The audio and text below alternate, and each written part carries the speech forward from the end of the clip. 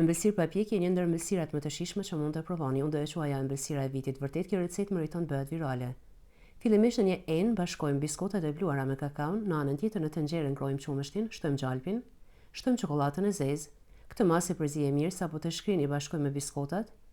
Biskotat i kalojmë në një kallëp që hapet, fillimisht e lyejmë me vaj apo mund të shtrini letër pjekjen në mënyrë që të largohet më lehtë. Në anën tjetër përgatisim kremin e bardhë tek qumështi, shtojmë sheqerin, shtojmë grizën, i ziejmë për pak minuta sapo të fillojë të trashet, e largojmë, shtojmë çokoladën e bardhë, e lëmë të ftohet dhe në fund shtojmë kokosin. Këtë masë i shtrim sipër biskotave, në anën tjetër përgatisim kremin, tek hoplla shtojmë një pak ufill me shije çokolade, e tundim për disa minuta derisa të fitojmë një masë të fortë. Kremin e shtrim sipër pjesës së bardhë.